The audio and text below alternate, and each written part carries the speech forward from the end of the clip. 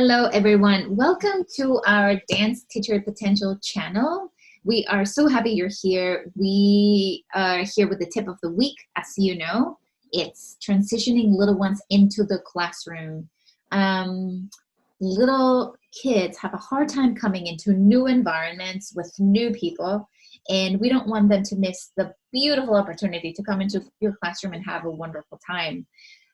Kids between the ages of 2.5 to 4 sometimes have never ever been away from their parents for long extended periods of time, and you might be the lucky one to have them for the first time ever away from their parents.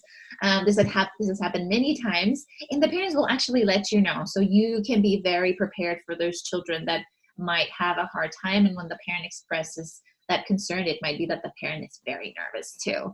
And so if you make the parents feel comfortable as well as you make the children feel comfortable, then that would be a successful transition into your classroom.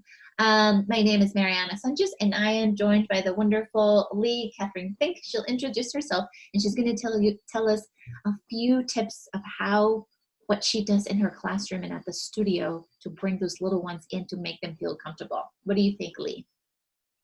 Yes, hi. Welcome to our channel. We're so excited to have you.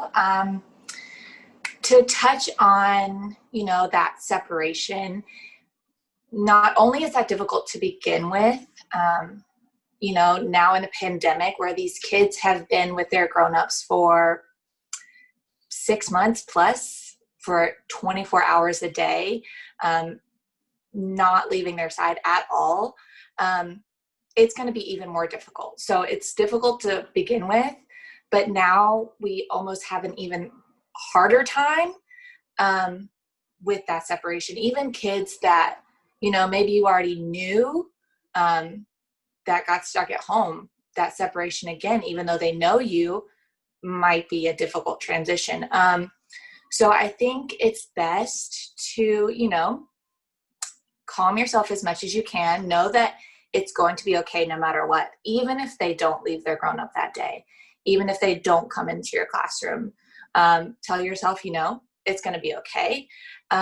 Lower yourself down to their level. When you're 5 foot plus, you're a giant to them, covered in a mask, and they can only see your eyes. Lower yourself down to their level. Lower your voice. Your voice is a powerful tool right now because they can't see your mouth. They can't see your face. Your voice is really important. So, softer tones. Learn a bit about them. You say, hi, my name is Miss Lee, and I'm so excited to dance with you today. Can I show you our classroom where we're going to be dancing? Or ask them if they brought a stuffy, because maybe beforehand you've mentioned to the parent, which is also a good idea, to bring a stuffy in for a level of comfort for them, because they won't have their grown-up, because grown-ups are not allowed into the studio right now, or into the building at all for that matter. So a stuffy could be a comfort for them, a safe spot. So you could ask them about their stuffy. Really, try to open them up and try to get them as comfortable with you as possible before they enter the building, knowing that you can also be a safe place, give them a dance buddy, someone that has been taking your class for a while. You could introduce them and say, you know what, this is going to be your dance buddy today. And if you are not feeling very good, or if you're feeling a little nervous, go to your dance buddy. They'll be with you. They'll help you through this class. Or, they can be your helper for the day. Can you be my helper today? I really need your help. Things like that, just try to come up with new and creative ways to make them feel important and like they belong in this space, and that they're safe and you're safe and they can trust you, because they're leaving the person that they trust the most. Yes. And so you have to also take on that responsibility where they know that, you're not scary. You're not going to leave them in tears. You're not going to be, oh, I left my comfort zone for this. Mm-hmm. No, you have to be that new comfort zone. Absolutely. Yeah, I think very, very important. So if we recap in the tips that we're giving, right? We use our body, we use our voice.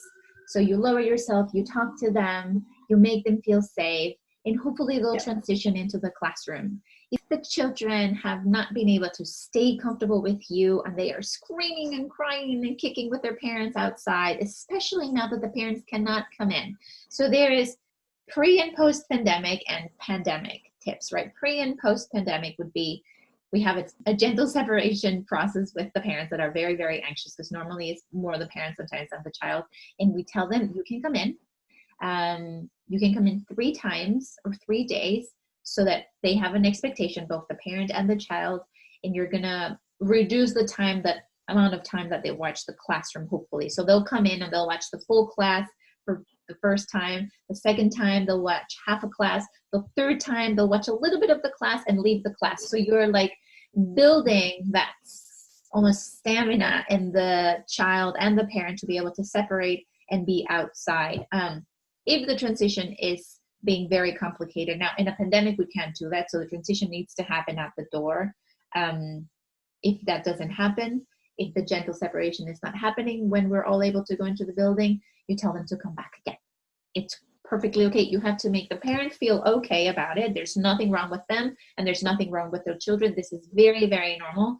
So don't worry about it. Just come back next week and see if this works. And then we use what Lee mentioned about the stuffy. Bring a stuffy from home, and let's see if that helps them, right? So you bring an element from home and make them feel safe. And when they bring the stuffy, you're like, okay, we're going to put little teeny weedy in the corner, and he's going to watch you. Don't worry about it. You're going to be fine because he's going to be watching you, right? And so they feel, oh, okay, fantastic. It's also important what Lee said. You make them feel like it's a special place. I'm going to show you a special place, my really special dance room, or only special dancers come in. So that when you make that separation, dancers are in the room, parents are outside. You're a special dancer. You're allowed to come in the room.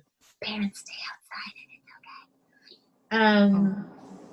If all of that didn't happen, if they came back and came back and came back 3 or 4 times and it didn't happen, sometimes parents, the norm will be they'll come back 3 times and they won't try again. They'll feel very, very bad. You always leave the door open and you say, don't worry about it. Let's try this again in 4 months, in 6 months. This is totally normal. It's happened before. Once you tell the parents this is totally normal, they'll feel better. And then you keep the door open and you make sure you check with them in a few months to see if they're okay and if they want to try again. Yes. Anything else, Lee? I think you touched on everything. Mm-hmm. Yeah, I think that's it. Wonderful. So make those little ones come in. They're going to be okay. You're going to be okay. And make sure they have a great time. Now, if you want to learn better tips of how to keep them engaged and have a wonderful class in the classroom, make sure you continue to listen to our tips and how to teach little ones. Thank you, Miss Lee. Thank you. Yes, make sure you subscribe so you can follow along and you can get all of our tips and tricks and secrets to make yourself the best dance teacher you can be.